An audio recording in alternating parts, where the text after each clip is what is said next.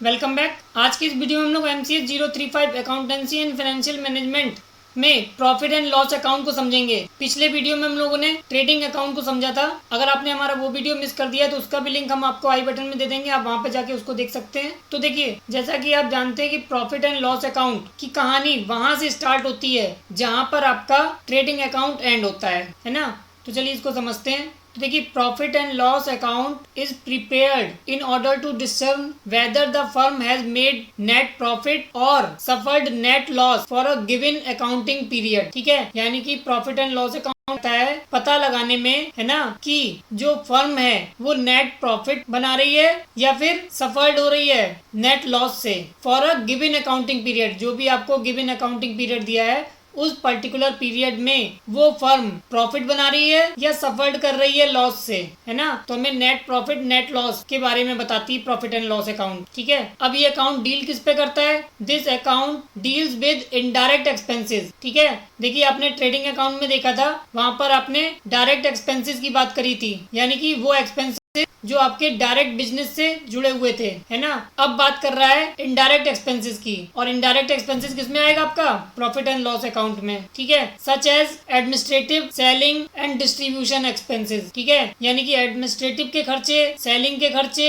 और डिस्ट्रीब्यूशन के खर्चे और इसी प्रकार के अन्य खर्चे सब इसमें इंक्लूड होंगे। ठीक है, अब देखिए वही बात बता रहा है यहाँ पर, profit and loss account starts where trading account ends, है ना। जहां से ट्रेडिंग अकाउंट खत्म होता है वहां से आपका profit and loss account start होता है। अब इसको दूसरे शब्दों में क्या कहा गया है? In other words it starts with gross profit on the credit side brought forward from the trading account, है ना। कहाँ से लाया जाता है? ट्रेडिंग अकाउंट से लाया जाता है। और अगर मान लीजिए इन केस लॉस हो रहा हो तो क्या बोल रहा है? In case of gross loss brought forward from the trading account और profit and loss account begin with gross loss as the first item on the debit side, है ना। अगर लॉस हो रहा होगा तो उस केस में आपका जो डेबिट साइड का फर्स्ट आइटम होगा वो आपका ग्रॉस लॉस बताएगा। फिर देखिए, all the indirect running expenses, है ना, incurred on selling and distribution of the goods and the general administration of the business are listed on the debit side while all the items of income and gain are listed on the credit side. यानी कि जितने भी आपके indirect running expenses होंगे जो incurred कर रहे होंगे सेलिंग से, है ना, और डिस्ट्रीब्यूशन ऑफ द गुड्स और साथ ही साथ general administration of the business, है ना, वो सब लिस्ट करे जाएंगे आपके डेबिट साइड में। जबकि जितनी भी आपकी इनकम होगी और जितने भी गेन होंगे, है ना, वो लिस्ट किए जाएंगे ऑन द क्रेडिट साइड में, वो लिस्ट किए जाएंगे आपके क्रेडिट साइड में। ठीक है, और अब आपको पता होगा कि कब आपका प्रॉफिट होगा कब लॉस होगा। तो देखिए, व्हेन द क्रेडिट साइड यानी कि revenue exceed the debit side expenses, तब क्या होगा? The difference is net profit, है ना। But if the debit side exceed the credit side, यानी कि वहां पर क्या हो रहा होगा? The difference is net loss, है ना।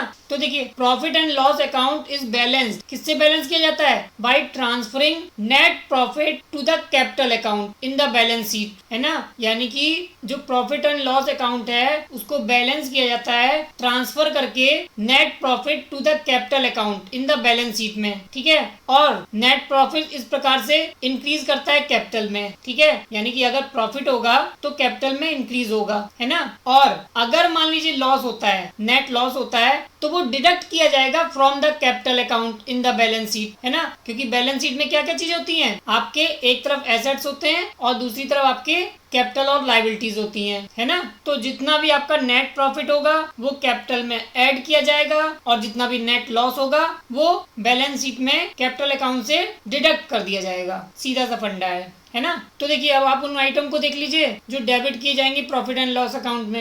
एडमिनिस्ट्रेटिव एक्सपेंसेस, उसमें कौन कौन सी चीजें आती हैं? Office salary, office rent, office की lighting, printing, directors fees, telephone rent, postage, insurance etcetera, है ना। तो ये सब आपके एडमिनिस्ट्रेटिव एक्सपेंसेस में आ जाएंगे। फिर आती बात सेल्स एंड डिस्ट्रीब्यूशन एक्सपेंसेस की। अब सेल्स एंड डिस्ट्रीब्यूशन एक्सपेंसेस में क्या क्या इंक्लूड है? सेल्समैन की सैलरी, है ना, commission, travelling expenses, advertising, packing expenses, royalty, है ना, ये सारी चीजें सम्मिलित हैं। फिर कुछ फाइनेंशियल एक्सपेंसेस होते हैं including interest on loan capital, है ना, यानी कि आपने किसी से लोन ले रखा है तो आपको उसको इंटरेस्ट पे करना पड़ेगा, तो ये भी एक तरीके से आपका क्या है, एक्सपेंस, है ना। या फिर आप कैश डिस्काउंट अलाउड कर रहे हैं, यानी कि आप कैश डिस्काउंट दे रहे हैं, तो वो भी आपका क्या है, एक तरीके से इनडायरेक्ट एक्सपेंस। बैड डेब्ट वो है कि यानी कि आपने किसी को उधार दिया था, वो अब मिलने की संभावना नहीं है ना, तो वो आपके बैड डेब्ट्स में आ जाएंगे। फिर बैंक चार्जेस, अब बैंक भी अपने कुछ चार्जेस लगाती है ना, हर चीज के लिए, तो वो आपको एक तरीके से एक्सपेंस के रूप में दिखाना पड़ेगा। तो ये सारी चीजें होंगी आपकी फाइनेंशियल एक्सपेंसेस। फिर आता है डेप्रिसिएशन ऑफ एसेट्स, है ना, कि जो भी आपकी एसेट्स होती है उसका साल दर साल डेप्रिसिएशन लगता जाता है ना। एंड वेरियस प्रोविजन, और जितने भी प्रोविजन होते हैं उनके लिए। फिर other expenses and losses including loss on sale of fix assets, है ना। अब अन्य खर्चे क्या हो सकते हैं, जैसे मान लीजिए आपकी एक फिक्स एसेट थी, आपने उसको सेल किया लॉस पर, है ना। फिर मान लीजिए आग लग जाती है ना, तो वो भी आपका एक्सपेंस में जोड़ा जाएगा। चोरी हो जाता है, वो भी आपका एक्सपेंस में जोड़ा जाएगा। एक्सीडेंट हो जाता है तो वो भी आपका एक्सपेंस में जोड़ा जाएगा। तो ये सब आपके एक्सपेंसेस हैं, है ना, जो कि इनडायरेक्ट है। फिर टैक्सेस आ जाते हैं, है ना, including sale tax, income tax वगैरह, ये सारी चीजें, है ना। तो ये सब आपके इनडायरेक्ट एक्सपेंस में आ जाते हैं, जो कि आपको डेबिट करने होंगे प्रॉफिट एंड लॉस अकाउंट में। फिर अब बात कर लेते हैं अपने क्रेडिट आइटम्स की। तो the following items are credited in the profit and loss account. वो कौन सा है, देखिए, आपको कैश डिस्काउंट रिसीव्ड हो रहा है, यानी कि आपको कैश डिस्काउंट मिल रहा है, तो ये आपका क्या है, प्रॉफिट है ना। इंटरेस्ट रिसीव्ड, यानी कि आपको इंटरेस्ट मिल रहा है। रेंट रिसीव्ड, आपने कोई चीज रेंट पे दे रखी थी, उसका रेंट आपको मिल रहा है ना। गेन ऑन सेल, ठीक है, अब आपने कोई चीज फिक्स एसेट बेची है लेकिन मुनाफे में, है ना, तो आपको प्रॉफिट ही हो रहा है। अप्रेंटिस प्रीमियम, है ना, अप्रेंटिस का प्रीमियम आपको मिल रहा है। फिर डिविडेंड रिसीव, आपको डिविडेंड रिसीव हो रहा है, यानी कि ये सब आपके प्रॉफिट हो रहे हैं, है ना। तो ये सब आपका क्रेडिट साइड में चला जाएगा। अब देखिए, नोट करने वाली बात क्या है, द हाउस होल्ड, यानी कि घर के खर्चे और personal expenses of the proprietor, यानी कि प्रोप्राइटर, है ना, कि अपने घरेलू खर्चे या अपने पर्सनल खर्चे, है ना, paid by the firm do not appear in the profit and loss account. ठीक है, यानी कि क्या होता है कि मान लीजिए आपने 50,000 से पूंजी से बिजनेस स्टार्ट किया था, आपको कुछ जरूरत पड़ी तो आपने 10,000 रुपए निकाल लिया, है ना, बिजनेस से, तो वो आपका प्रॉफिट एंड लॉस अकाउंट में नहीं जोड़ा जाएगा। ठीक है, तो उसका क्या होगा, उसको डिडक्ट किया जाएगा, कहाँ से, कैपिटल अकाउंट से, कहाँ पर, बैलेंस शीट में, है ना। तो क्या कह रहा है आपका, the house hold and personal expenses of the proprietor paid by the firm do not appear in the profit and loss account. Rather, these are treated as personal drawing of the proprietors, है ना। तो ये तो उसकी personal drawings हो गई। and are deducted from the capital in the balance sheet। तो यहाँ पर भी बैलेंस शीट की बात आ गई, जब भी कैपिटल की बात आ गई तो यानी कि बैलेंस शीट में आप पहुंच गए। अब देखिए, ये आपको एक प्रोफार्मा दिया गया है trading and profit and loss account का, है ना। तो देखिए, जैसा कि आपको बताया था, अगर मान लीजिए आपका प्रॉफिट हो रहा है तो क्रेडिट साइड में आ जाएगा आपका, है ना, पहला आइटम। लेकिन अगर लॉस हो रहा है तो आपका डेबिट साइड में पहला आइटम हो जाएगा, है ना। तो ये आपकी बात हो गई। फिर आप इसमें किससे डील कर रहे हैं, इनडायरेक्ट एक्सपेंसेस से, है ना, या फिर हम लोग कह सकते हैं रनिंग एक्सपेंसेस, तो वो इसमें लिख ही लिए जाएंगे, जैसे कि रेंट हो गया, लाइटिंग हो गई, सैलरीज हो गई, इंश्योरेंस हो गया, सन्ड्री जनरल एक्सपेंसेस हो गए, प्रिंटिंग एंड स्टेशनरी का हो गया खर्चा, रिपेयर का खर्चा हो गया, एडवर्टाइजिंग हो गया, कमीशन पेड कर दिया आपने, कैश डिस्काउंट अलाउड किया है, मोटर एक्सपेंसेस हो गई, वेयर हाउस रेंट हो गया, इंश्योरेंस हो गया, पैकिंग एक्सपेंसेस हो गई, डेप्रिसिएशन हो गया, प्रोविजन फॉर डाउटफुल डेब्ट, interest on loan, loss on sale etcetera, ये सब आपके एक्सपेंसेस में आ गए, है ना, डेबिट साइड में। फिर देखिए, यहाँ पर कैपिटल अकाउंट दिखाया गया है ना, ट्रांसफर टू नेट प्रॉफिट। फिर देखिए, यहाँ पर पहला आइटम आ गया आपका ट्रेडिंग अकाउंट का फॉर ग्रॉस प्रॉफिट के लिए,